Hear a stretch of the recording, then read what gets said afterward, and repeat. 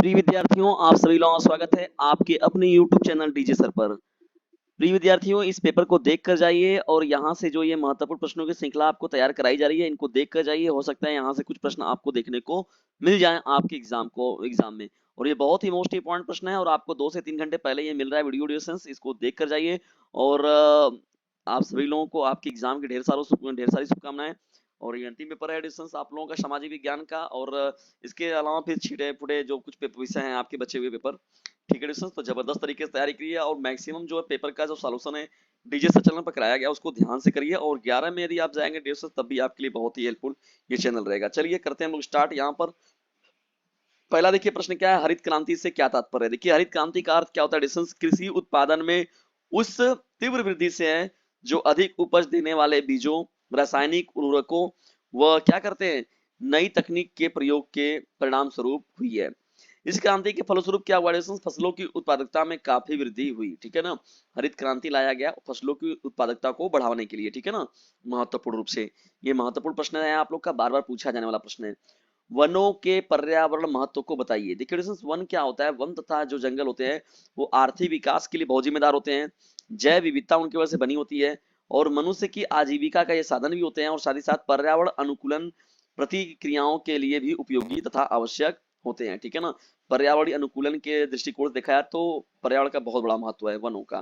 परंतु वनों के सबसे महत्वपूर्ण कार्यों में जो होता है डिस्टेंस, देखिए जलवायु की स्थिरता भी देखने को मिलती है। क्या, जलवायु की स्थिरता, जल चक्र का विनियमन भी देखने को मिलता है तथा सैकड़ों हजारों जीवों को निवास स्थल भी प्रदान मिलता है। किसके द्वारा, वनों के माध्यम से। ठीक है ना, ये भी बहुत ही मोस्ट इंपॉर्टेंट प्रश्न है। देखिए एक और मोस्ट इंपॉर्टेंट प्रश्न जो है आप लोग के स्क्रीन पर दिख रहा है यहाँ पर। ठीक है डिस्टेंस, फटाफट इसे अपने क्लासमेट पर शेयर कर दीजिए। हो सकता है डिस्टेंस की ये प्रश्न जो है आपके एग्जाम में छपा हो। और बहुत ही मोस्ट इंपॉर्टेंट, रोपण कृषि बार बार पूछी जाती है।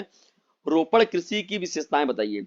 यह एक क्या है, फसली कृषि है। क्या है डिस्टेंस, फसली कृषि है जिसमें किसी एक फसल के उत्पादन पर ही संकेंद्रण किया जाता है।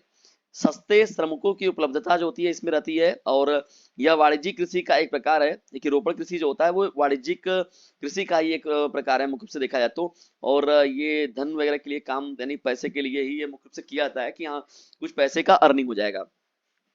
इसमें मुख्यतः क्या होता है, देखिए गन्ने का, चाय का, कहवा का, रबड़ का और केला का आदि फसलों की जो कृषि होती है किसमें, ये रोपण कृषि जो होता है। ठीक है ना डिस्टेंस, मोस्ट इंपॉर्टेंट ये प्रश्न था आप लोगों का। चलिए एक से बढ़कर एक प्रश्नों की श्रृंखला आप लोग के समक्ष है। देखिए ये भी प्रश्न बहुत ही मोस्ट इंपॉर्टेंट है। झूम खेती क्या है।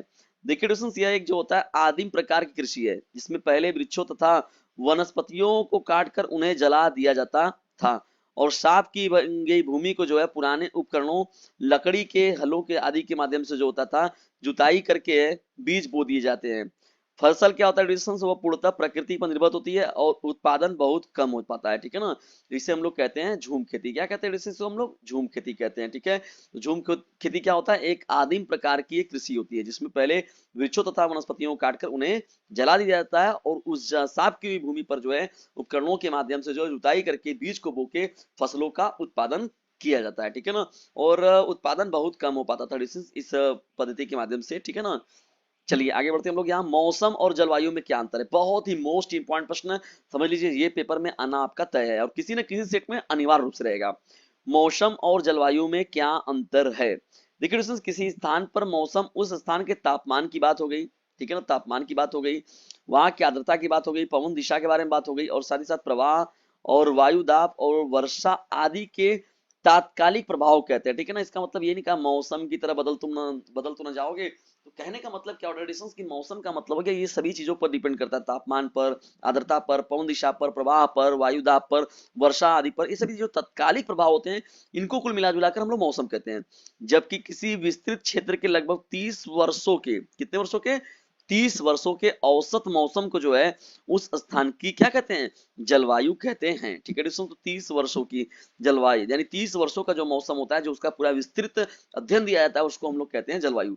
और जबकि मौसम होता है वो निरंतर क्या होता है, परिवर्तित होता रहता है। ठीक है दोस्तों, तो ये महत्वपूर्ण सेशन सामाजिक विज्ञान का आप लोगों को कैसा लगा कमेंट बॉक्स में जरूर बताइएगा और इसे अपने क्लासमेट पर शेयर जरूर कीजिएगा। और यदि वीडियो थोड़ा सा भी हेल्पफुल लगा हो तो इसे शेयर जरूर कीजिएगा। और बेस्ट ऑफ लक आप लोग का पेपर जो है बहुत ही बेहतर जाए दोस्तों। और इस पेपर का डिस्कशन भी आप लोग के साथ किया जाएगा, तैयार रहिएगा डीजे सर चैनल के साथ जुड़कर।